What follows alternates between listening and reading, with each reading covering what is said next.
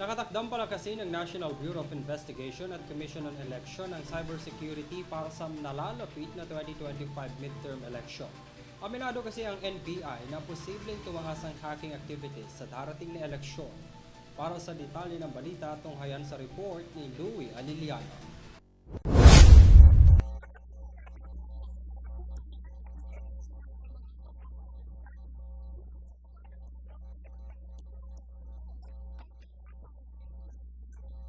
Palalakasin ng Commission on Elections o COMELEC at ng National Bureau of Investigation o NBI ang cybersecurity sa bansa para sa darating na 2025 midterm elections. Sa isang press conference, sinabi ni NBI Chief Jaime Santiago na mataas ang posibilidad ng hacking activities sa panahon ng eleksyon. Ito ay sa kabila ng pagtitiyak ni COMELEC Chairman George Erwin Garcia na handa ang kanilang mga teknolohiya para sa seguridad sa paparating na botohan.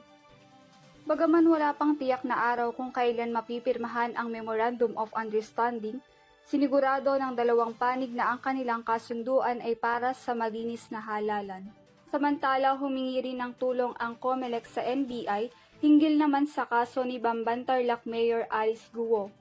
Layon ng komisyon na makakuha ng sapat na ebidensya para masampahan ng criminal case si Guo kaugnay sa Certificate of Candidacy na kanyang ipinasa noong 2022 elections.